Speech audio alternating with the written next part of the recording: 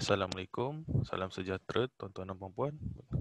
Okey, bertemu lagi dengan saya Azhar Imran untuk video high speed desktop lah. Okey, dalam video ni saya akan sentuh tentang forward trajectory menggunakan forecast data di high speed desktop. Okey, first kita buka dulu high speed.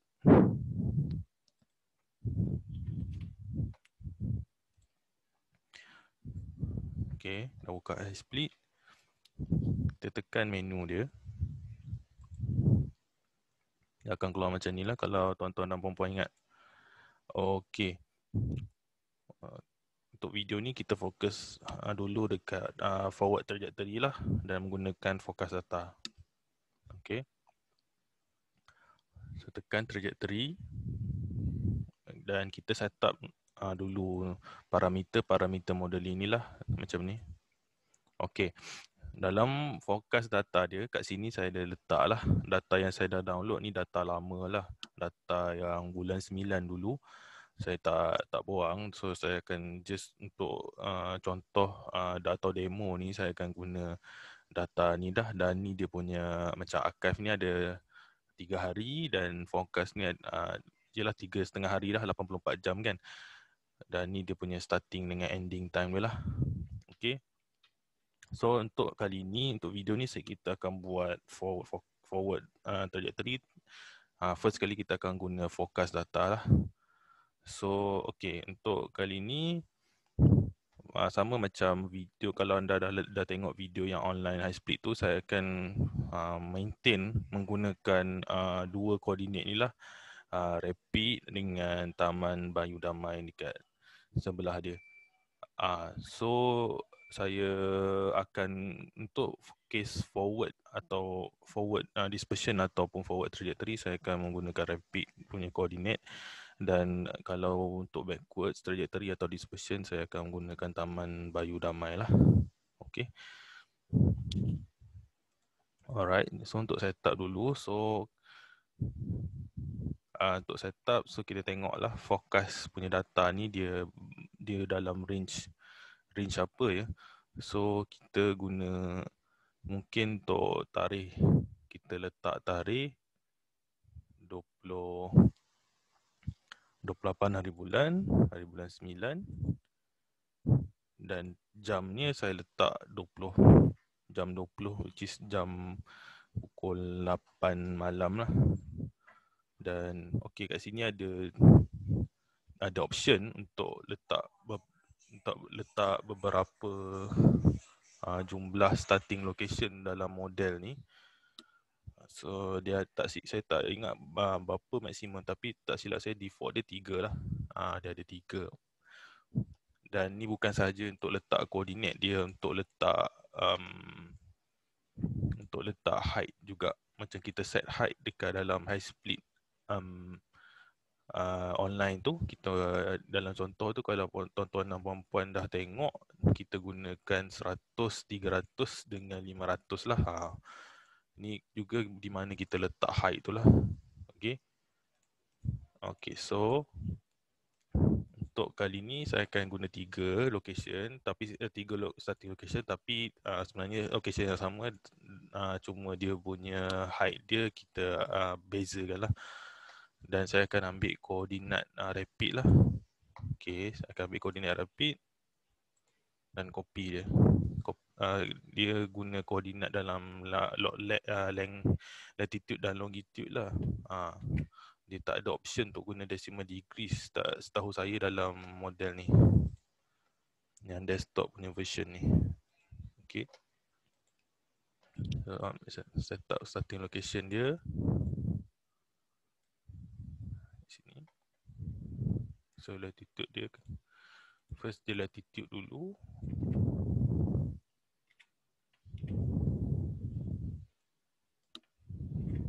Latitude dulu, sorry. Dia latitude dulu.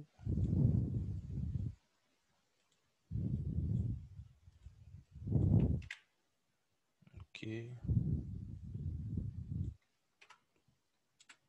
Dan kita ambil longitude dia. longitude. Dan kita just copy lah untuk baris yang kedua dan baris yang ketiga ni. Koordinat kita sama, kita cuma akan bezakan dia punya elevation sahaja nanti. Okay, kita dah letak ni. So yang first ni saya letak sama seperti contoh saya di online high split tu. Kita letak 100, 300. Ni 3000, sorry. 300.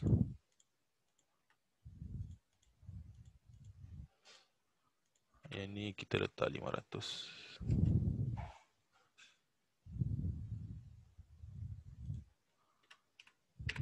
Okay.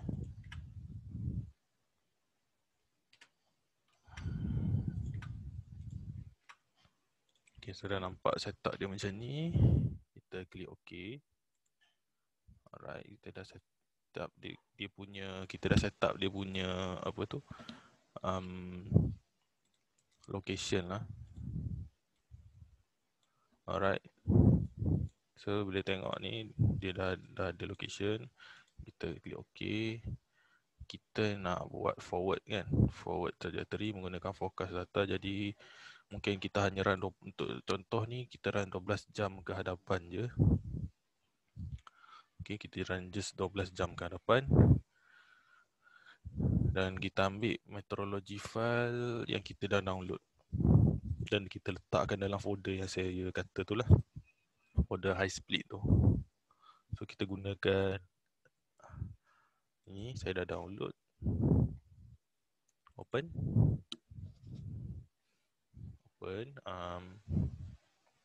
Dia akan keluar kat sini lah. Kalau dia dah jumpa file tu, dia akan keluar kat sini.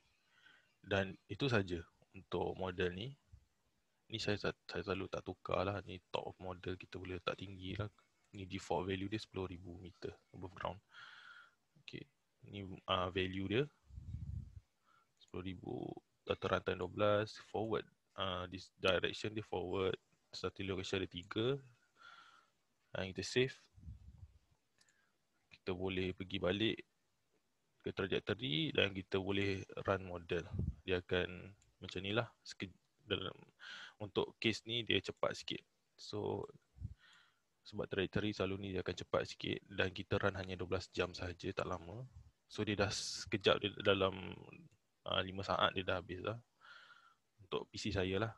So dia dah complete high split. Dia tak akan keluar result lagi. Kena exit dulu. So pergi balik kat trajectory. Tekan display. Tekan trajectory.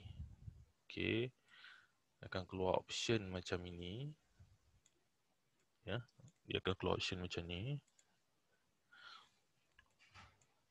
Alright, kita tak tukar yang ini, kita tak tukar output file, map background kita tak tukar, projection kita letakkan auto. Dan kita nak GIS output kita sebagai KMZ lah. Okay, rings ni selalunya saya biarkan constant. Center dia kita ambil yang Google Earth punya center tadilah. Kita ambil Google Earth punya center. Ni kita just copy paste balik sama dengan starting location kita tadi.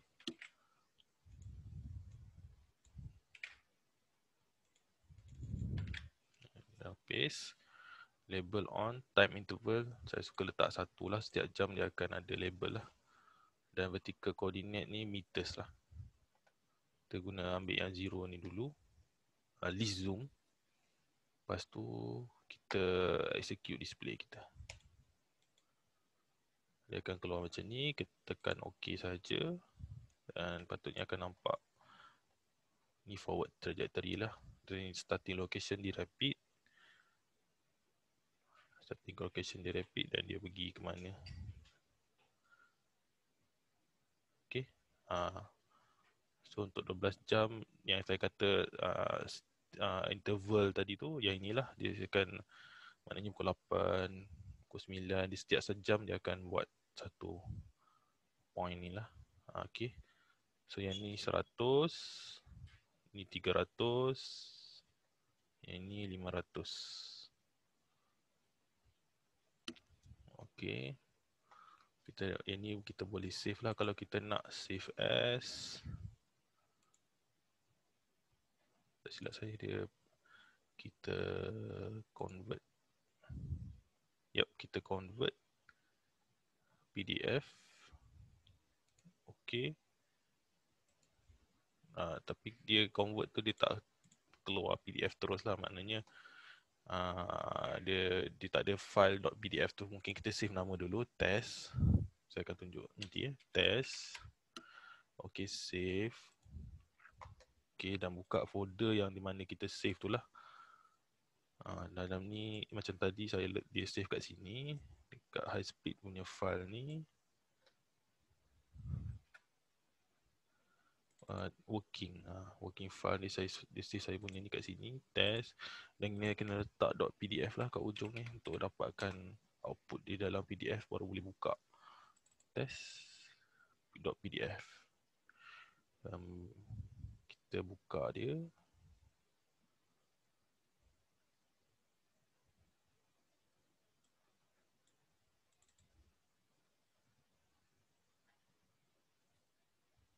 Okey, lambat sikit dia akan keluar macam ni lah. Kalau tuan-tuan dan puan-puan ingat dulu macam yang kita buat dulu, macam ni lah dia akan keluar, ada layout dia. Sama je macam gambar yang keluar tadi. Okey, so tu untuk PDF. Dia akan keluarkan juga KMZ atau KML file lah. Directory dia dekat sini. Dia kata di dalam working directory. So dekat folder high split tu dia akan keluar dekat tempat yang saya suruh letak metadata tu kan.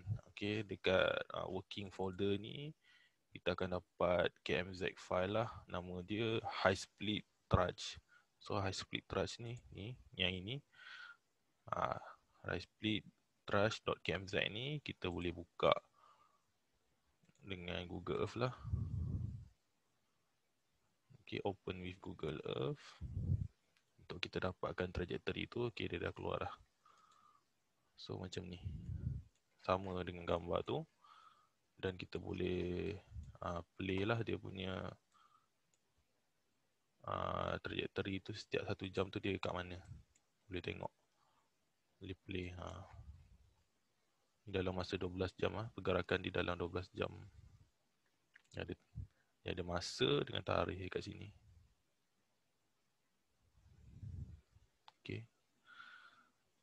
Okay, saya dah tunjuk macam mana dapat gambar di dalam PDF, animation dalam KMZ. Itu sajalah untuk forward trajectory. Forward trajectory bermaksud kita meramal pergerakan